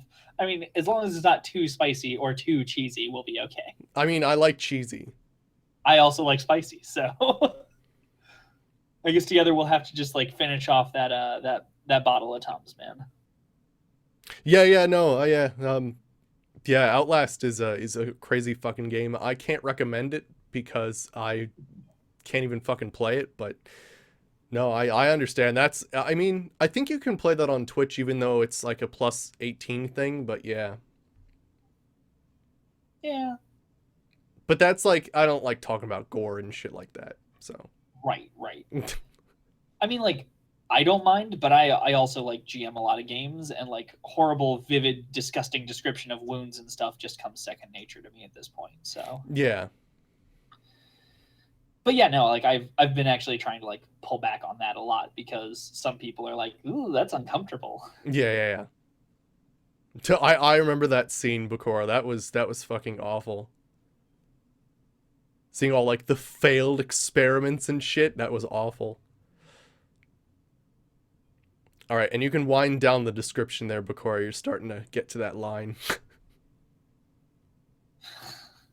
Jesus, that sounds terrifying. Yeah, yeah, yeah, Uh, exactly. Yeah. Friggin' A. Yeah, well, I'm doing good, Convoy. I'm doing good. I'm doing okay, Convoy. I've got some like heavy shit to do tomorrow, but like other than that, like I'm doing pretty okay. You'll notice the beverage is clear today, but generally I'm doing fine. Mm. But yeah, I don't know, man. Like there's I don't know. There's just there's so many facets and interesting things to like talk about regarding this particular like topic of discussion. And I don't know. I feel like maybe at some point we should like Part talk two. about yeah, yeah, Yeah, because I definitely. mean, there's the traps, there's the location, there's the monster inhabitants, the relationship of the monster inhabitants. Like it's nuts. The history of the place, like because that's its own separate like its own separate monster, so to speak. Yeah. Like And then no man, like we haven't really even gone into the position of, and we've talked about loot too, but we haven't even talked about the position of the actual adventurer. Like, what did they see and what did they experience, right? no, and that's like that's very much up to like uh that's very much up to like how it's presented to you because like if you're doing an adventure in like a video game like you lay out all the facts in front of you and whether or not you highlight any of those is completely up to that like the coder, right? Like the game designer. um but like when it comes to like tabletop gaming it's completely up to the GM what the hell they tell you about and what they don't tell you about. So like I feel like there was like a third example I was thinking of, but I've lost it, so I'm gonna skip that. But yeah, like there's so like the video game Portal, um, like in essence, it is a series of puzzles that you need to like solve in the form of like rooms, but ultimately the whole place is just a giant dungeon. Yeah. And like the story is delivered to you in such a way as to be both creepy but also like be pretty well given to you on a silver platter. Like it's not terribly difficult to understand what happened at the aperture like facility regarding like what went down with GLaDOS and all the other like test subjects. I think the coolest part in Portal is when you actually get to the point where you find out you're not the only one, that you're not the Right. first one. Oh my god, that was amazing. I loved it. Yeah, like when you start seeing scrawling on the walls and the panels are coming off and you can go behind them. the cake is a lie. And you're like, wait, what? Someone was here before. I didn't write that. And then you have to be like, oh shit. Oh shit! What? Why is the cake a lie? Yeah. You will be baked into cake. Oh, what? No. Yeah, no, man. Like that was like a really cool presentation for a dungeon environment, right? Yeah. Like where they give you the story, but they give it to you like staged in such a way as to like slowly build up this kind of narrative, right? Whereas like other like role-playing games, like either computer or tabletop, present the dungeon to you in such a way as to just be whatever it is until you inspect certain elements, right? Like, because you could walk through a whole place and just never notice anything particularly spectacular about it. But like, if you take the time to, like, in an Elder Scrolls game, say, read the books that are in some of, like, on some of the tables somewhere in the more like civilized parts of the dungeon, like perhaps you get some of that that additional information about that dungeon. Yeah. The same thing in Fallout. There's terminals that, and I gotta say, the terminals in Fallout are so fucking funny because they always have like a ridiculous example of how business was conducted, like post bombing, and like it's almost equally as horrible as the situation you're currently in. Right, but like from like a level of civility, right? Yeah, like it's like now it's post-apocalypse, the world is shit, and everyone's like killing and eating each other, versus like before where it was like work conditions were shit because this is the way things worked in the 1950s. Yeah. And like the boss is breathing down my neck, and like I can't deal with this pressure, and like something bad is going to happen, and I keep telling them, but they won't listen to me. Yeah. I love those things in Fallout, and in fact, I think that Fallout's a great example of the, like, you can take the dungeon at face value, or you can do a little bit of research and find out more about like what's going on in the historical context of that dungeon. Yeah. Like I think that's something that Fallout does really, really well in general. Yeah, and that's the whole part of like sometimes, you can walk through a dungeon, you can be like, oh, that was fun. Or you could walk into a dungeon, learn the history, and be like, well, that place like actually makes me physically itch. Right. And I'll come back to that place every single time I play a game because it'll bring chills down my spine. Right. Because sometimes you might learn about something after the fact, and you have to be like, wait, that thing I just walked past did that? Or that happened over there? Yeah. Those two skeletons, like, and like, you piece stuff together, like the history of the area and why things are arranged in such a way. And that's actually one of the things that I really, really like about Fallout is like how specifically placed certain things are. Like some of it doesn't make any sense, right? Like some of it's very, very Lovecraft in that way. Like it's like, I am going to continue writing this until the monster like that is banging at my door like eats my soul, and like I'm still eating as it's like, or I'm still writing as it's eating me currently. Oh god, the noises, like that kind of stuff happens sometimes in Fallout. But okay, so I feel like we need to have an entire episode on pre-death notes. Pre-death notes. Okay, pre-death notes. Yes. Pre-death notes. Cool. Because that in of itself is just such a funny thing. Oh my god, it's so hilarious, quite frankly. Because legit though, if it was just me, right? If I heard, like, literally, like if I was typing, right, and I heard something, I'd stop in whatever sentence I was. Exactly. I wouldn't say like, oh, I just heard something downstairs, I'm gonna go check it out. I'm a little bit scared. I'm gonna grab, a water bottle and use it to maybe pummel the thing downstairs or something. Oh god, it's at my door now. I can hear it scratching. Like you don't write that shit. Yeah. That's just not a thing that gets written. You stop, like you said, man. Like, but like it's such an established and hilarious like trope. Like it's been going on since like the 1920s. Yeah, and has time to write the dots. Oh yeah, that's always a funny thing too, right? Yeah, absolutely. Yeah, I hear a scratch at the door, ... blood mark. Like, You're actually going to use proper punctuation for your like stream of conscious right now? Yeah, no, absolutely. Freaking A. Isn't it, Leo, that they couldn't get proper capacitors back in the day, so they had to like, even though Fallout is futuristic, they couldn't make proper computer components or something like that, and they had used vacuum tubes instead. Or I don't know. I think that that is part of the lore. But yeah. I'm not sure. But yeah, I that's thought it was, I thought it was just part of like the 50s aesthetic that the Fallout universe is trying to like subscribe to. mm, a part of that, yeah. But there's also a weird technological thing, like they're advanced but not advanced in some areas. Right, right. Like they got to the point where like nuclear fission was like so amazing and so perfect that they decided that that was like the ultimate source of power, and then built the rest of their technology around ways to utilize that, right? Which, as like a setting aesthetic, is really cool. Yeah, and if you think about it, like Mr. Handies and like certain robots and stuff, like they actually contain the radiation. Like they did a pretty good job utilizing that energy. Oh, so Right. it's the transistor that was never Oh, invented. Okay. cool. Gotcha.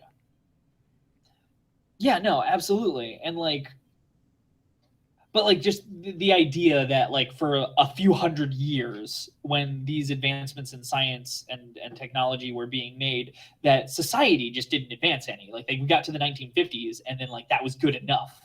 Yeah. Like I think that's an interesting idea. Of And like like, basically a cultural standstill. yeah, exactly. Yeah. it's it's interesting, but at the same time, like it kind of makes me itch a little bit because I see elements of that all the time in like the way like the media is portrayed, and like the ways in which technology are actually like limited by people's vision and views. Kind of it makes Fallout feel more real to me because in sort of like an exaggerated sense, right? Like 1950s good enough, we just won't get any different. And like more and more as we keep like moving forward in history and time, it feels like that keeps happening to humanity. Oh gosh. Fucking A. Don't. The last thing we're gonna do is start making parallels to like Fallout series and our actual lives. I'm just saying. Fucking A. I've KJ's, how's it going? I've done that thing again where I'm not really paying attention to what I'm saying, and I've like really gotten close to that politics thing. I'll back off. Um, but yeah, like, and the more we talk about it, the more I kind of think of like how big you can make a dungeon, Yeah. generally speaking, like how large you can kind of span it outwards, and like at some point you can really conceptualize a whole setting as a dungeon, right? Like, yeah, a whole city could essentially be a dungeon. I mean, you could say maybe this building's a dungeon, but like a whole city could be a dungeon depending on how destroyed it is. Right, for sure. Like if we let's I know that you probably haven't seen it, Ving, because you don't like the subject matter, but like in The Walking Dead, like in season 1, the protagonist, Rick, like goes to Atlanta, Georgia, and the whole place turns out to be a dungeon. Hmm. Like the whole place is just a trap set for any human being to walk in, but the one that Rick walks into. And it's really interesting when you stop and you think about like these huge macro dungeons, right? Like this whole everything is like a huge dungeon. Like the whole Fallout universe, or the whole Fallout setting is effectively a giant dungeon, right? Like you've got these individual factions that all like influence each other and have a symbiosis with one another, and like they inhabit a specific concrete area, which is like whatever the game setting happens to be, right? Yeah, Boston, DC, The Nevada. Nevada, Far Harbor, like any of these places, like you can conceptualize the whole thing as being just one massive, very complicated dungeon. Yeah. Especially when you start to think about like plot lines for like games and stuff, right? Because like you have to go get this thing from this part of the dungeon to take to this other part, which is like possibly like a completely different section of the game, right? But like when you start doing like carry quests and starting fulfilling the main quest in a sandbox game, that is very similar to how dungeons work in general. Mm. Yeah. So like I don't know. I think that's also like super cool in terms of like what's in terms of generally speaking how the whole system plays out. Yeah, those are the other ones. California, Chicago. Yeah, Leo Fire, right? Yeah. But yeah, basically the way that this talk show works is we basically split time in half between. It was in Mexico one time. That's cool. Must have been the earlier games. I mean, hell, the pit, Pittsburgh. Holy shit, was that a like? It was. There were multiple sections to that, but it was a dungeon. It was just one big dungeon of just crazy, awful pollution. Like continuing since the bombs fell again. Right, right. Yeah, and like I don't know. Maybe that's like too high concept, like to really like apply the regular like dungeon tropes and stuff to. But like I feel like that's sort of an apt kind of concept to take forward if you're ever going to do any like dungeon like designing for yourself. Just that you can literally design your setting as though, or at least your main storyline as though it's a like a giant fucking dungeon. Hmm. Which I don't know. Oh, it was mentioned. In Okay. this in this moment of like having talked about it for a while, it seems evident to me that that's something that you can do. Yeah. Yeah, I don't dungeon know. is it doesn't have to be just one building, Right. one ruin. It could be a whole block, a whole city. I mean, if we're going to talk about like a single ruin, let's talk about like the whole Fallout universe. I mean, freaking A. But Shit. Hey, like, Gorgie's gone wild. How's it going? Good to see you. hey George. Um, but yeah, no, like, and actually, like, I'm currently playing like any post-apocalypse like thing turns into like one giant ruin. So like we can talk about that. That's true. Um, Yeah, it's all ruined. So there you right, go. absolutely.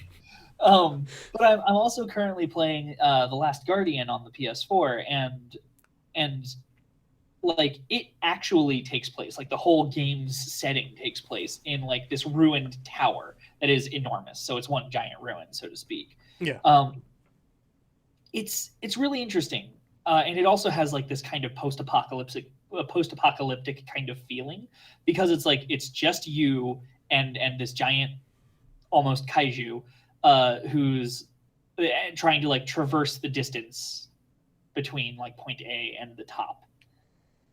And I don't know, it's really weird. I'm it definitely is just one giant dungeon, right? Like it's just like one puzzle after another to try and reach Yeah. your way all the way up to the very top of it. And I'm Uh, just like, I just want to mention this Legend of Grimrock. oh yeah, Fuck. In A. The first one is literally just a giant. You're escaping from basically mega prison. And it's a dungeon. You're escaping a dungeon. It is traps. It is monsters. Like, it's fucking crazy. The second one has multiple parts to it, but it is basically an island that's a dungeon. you mean like Alcatraz? Like, Yeah. yeah, It's yeah, you basically start off as prisoners and you shipwreck on basically this magical island where you have to prove yourself worthy. And so right, the right. whole island is basically like some sort of like Giant proving ground. yeah, giant proving ground, which is crazy. Yeah, no, and I like the more I keep thinking about like the conceptualization of like what dungeons are, like you can really apply it to anything, Yeah. right? I don't know. That's interesting. Yeah, holy shit.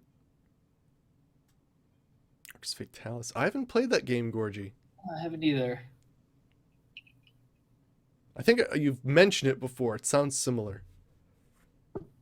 But yeah, holy shit. Dungeons, man, they're crazy. They are crazy. I don't know, man. Like I feel A like we cat definitely tree as a dungeon. cat tree as a dungeon.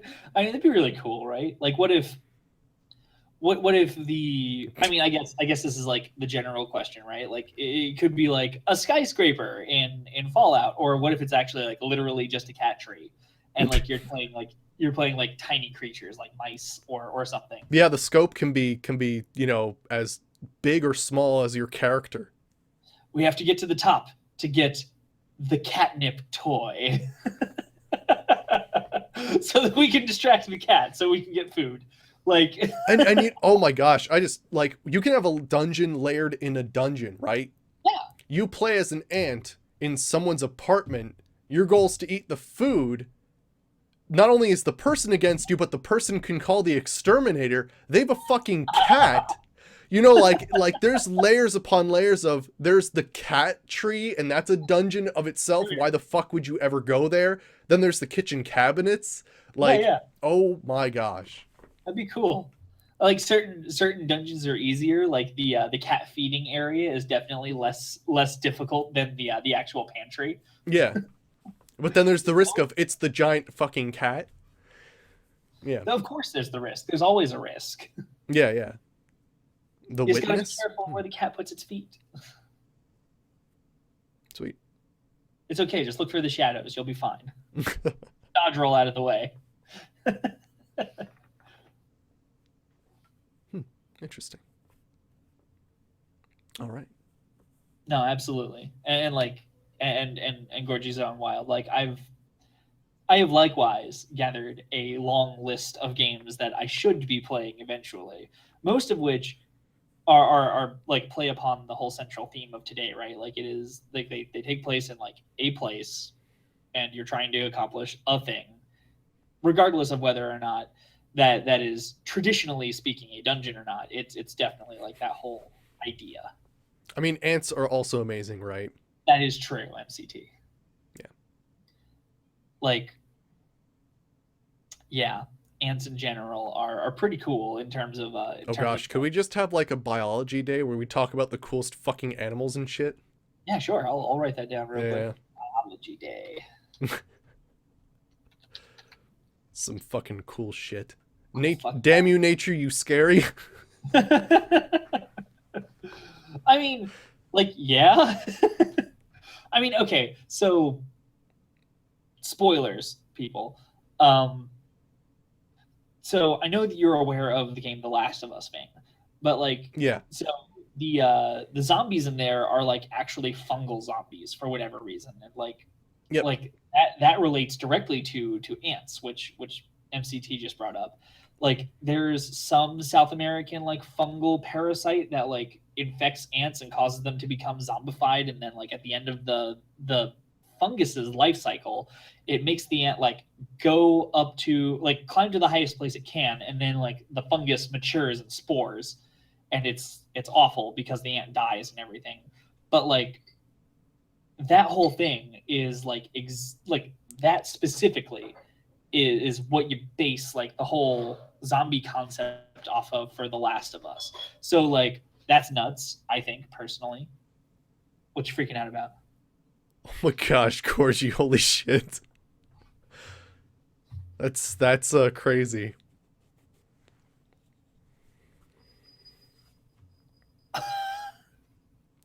The hookers and alcohol do it to you. Yeah, that's true. That'll drain your funds pretty quick. Absolutely. I'm not gonna lie. If we're gonna talk about like bad like things that Kickstarter have like fucked up royally, not even that Kickstarter did it, but like the people misused the funds.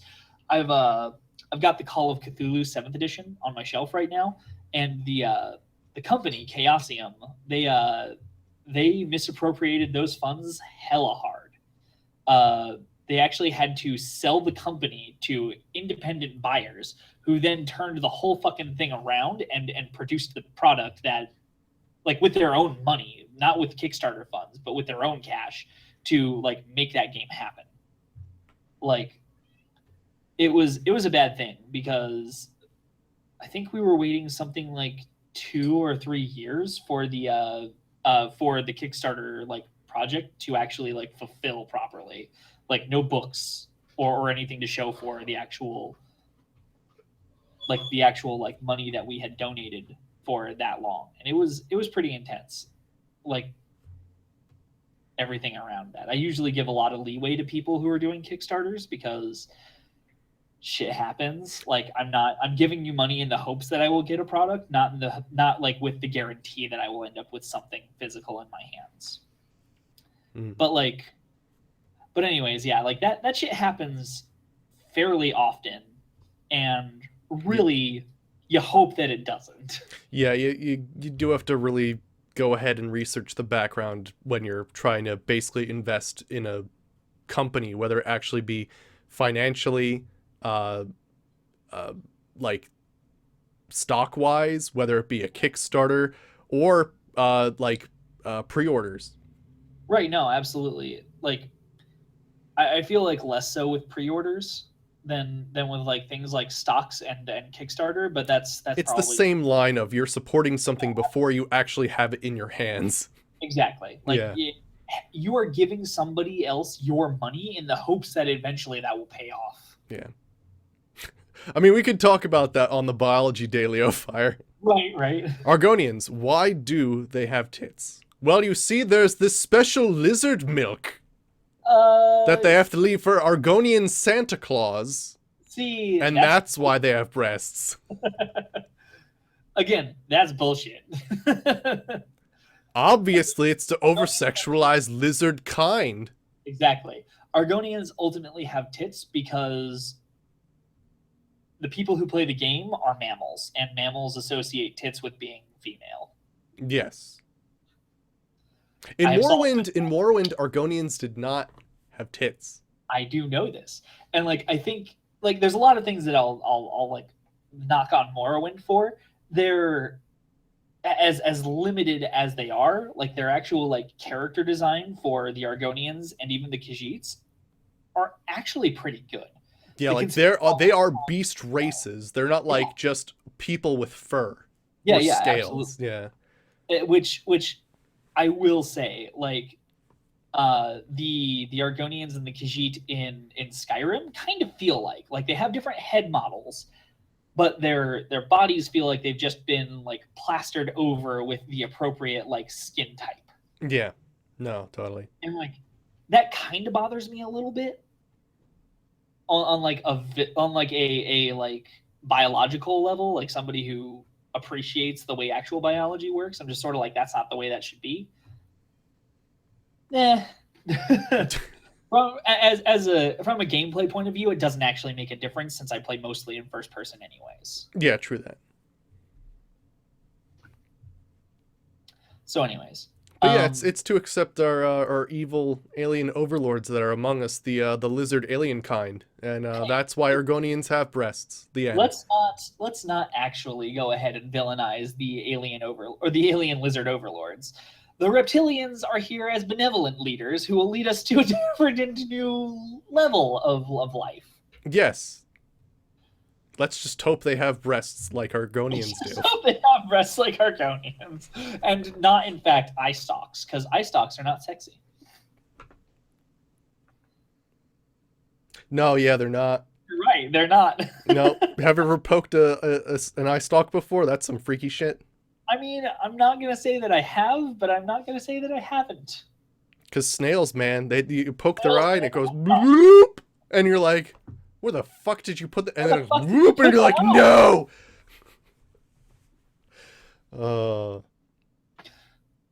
Anyways. Yeah, I would like to see that more too, Gorgie, because you're right. In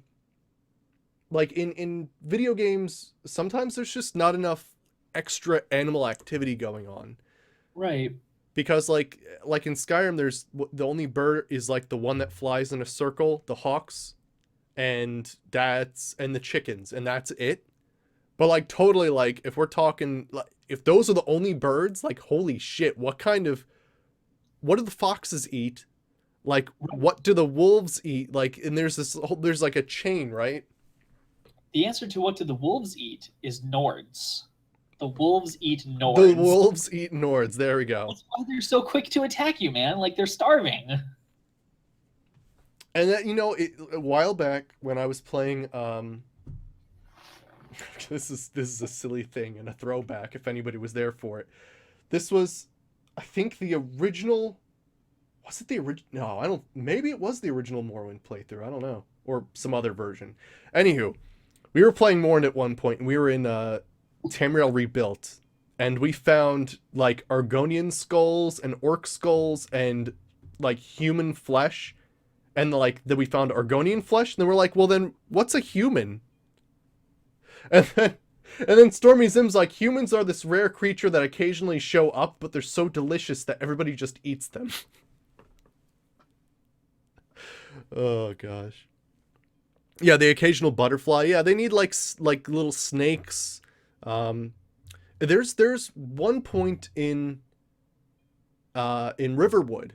There's a log that has ants crawling on it, and that's an example of some other animals. But yeah, they do need some more. At least most video games, they don't have a working food web going. Like they don't actually have like, well, this eats this, this supports this, and you get to see all of it. Maybe not the actual interaction of creatures eating each other, but they're there.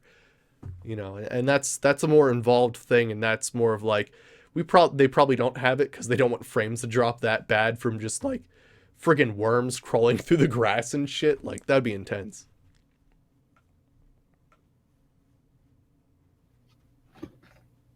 I mean, yeah, no, that's legit. Like I think that if Bethesda actually does go ahead and pull the trigger on like doing Valenwood, like the scuttlebutt says they will, it would really like benefit from having a like a definite defined like this is the food web of this particular area of the game. Yeah. And essentially, like, the food web could be its own dungeon.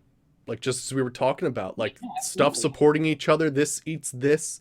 This is where humans fit in. And, like, the Exactly. humans are, like, here, and it's spiderwebs all towards humans, right? Exactly. And Like then when again, they're not eating humans, they're eating this. exactly. And again, like it all spawns from that idea that like the whole sandbox, every part of it is part of this massive dungeon. Hmm. And like you build the synergetic like ecology of the food web based on where things are and what resources are available. Mm. That's a thing that I would like to see. Yeah. That's definitely a thing that would be really cool. I would be interested to play a science character in the next Elder Scrolls if that were the case. Actually, one thing I remember there was a past playthrough of Co Carnage is a real popular streamer, and Yeah, he did a playthrough of a detective in Fallout. yeah, And that's it was one of the most interesting playthroughs I've seen, because he would go to every terminal, read everything, and then try to figure out why things were placed in such a way. So cool. like he would figure out why the skeletons were there, like either from the blast, or like was it like a lover's quarrel or something like that, and like he'd figure all this shit out, and it was cool to just see the theories of why the dungeon was like this. That is actually super cool. Like, are there VODs? Probably yes, yeah. Okay, I'll have to look and see if I can find it because that sounds like it'd be really cool to like watch. Yeah. Yeah. But you have to make sure not to use grenades or shit, because holy shit, you can ruin the whole aesthetic really quickly. I threw in a grenade. Oh, the scene of the The crime. evidence! The evidence. It's ruined. Where will my where will the chain of possession go now? Oh gosh. Oh, so Yeah, it good. does. I might do that in the future too. Not to steal people's ideas, but still, it's pretty Yeah, fun. Leo Fire or Argonian and Khajiit skeletons. Racist. Actually, it's cool. There are mods that add like Argonian skeletons and zombies. It's actually pretty damn freaky to see something with a giant freaking row of teeth coming at you, because you're like, that. I've seen like human skeletons, but this is some fucked up shit. That's legit, actually. I can see that being like, it doesn't really make sense in Skyrim because like they're so Nord centric, but like in other games, like in Oblivion specifically, I can see that actually being very Yeah, because it is of a diverse culture. I mean, true, it's a lot of Imperials, but right. there's, like a lot of Argonians in Leowyn, that like, yeah, it's kind of cool. If you throw in like a like 10 to 25% spawn rate on the like to replace the Imperials with like a Khajiit or Argonian skeleton, or not skeleton, but like zombie or skeleton. Like, yeah, that'd be cool. Yeah, I'd dig that. yeah. I think it. Oh gosh, I gotta say it was probably Fallout New Vegas. It wasn't a Fallout 4 game. I'm pretty sure. I think you can't count me on that one, but Okay. it was not the isometric Fallouts. Right, right. Yeah. Speaking of which, I probably should get to playing that. Oh no, legit. I was actually just about to ask Poison if she wanted me to try and like cut us short. We've got like an errand to go run real quick. Oh no, go for it, man. Go for it. All right, Yeah. sweet. Well, I guess that draws to conclusion the first installment of Dungeon Ecology. Yeah, I think dungeon ecology in general is just a really fucking cool topic, and yeah, Right? we can definitely come back to this. No, absolutely. I will unstrike this from the record. Yeah. I'll just add a part two. Cool. Awesome. Well, it's been a pleasure as always chatting with you, Sweet. Vane. All right. Awesome. Well, thanks for being here, Saber. That was awesome. I always love talking like video game ecology, dungeons, monsters, all that loot, that sort of stuff. It's always a fun time. It's fun as hell, man. It's Yeah. fun as hell. All right, and we're still on tomorrow for the game. Oh yeah, absolutely. All right, cool. Uh, stop motion troll hunter, man. It's gonna Stop be awesome. motion troll. I still haven't figured out my character. I have to do some research. It's okay. No one has. No Okay. one's got anything figured out at this point. All right, awesome. It's just gonna be a fun time. It is, yeah. All right. All right. Well, man. Take it easy and good streaming. All right. Thanks, Saber. I'll see you later. Have a good one. Later. All right. Awesome.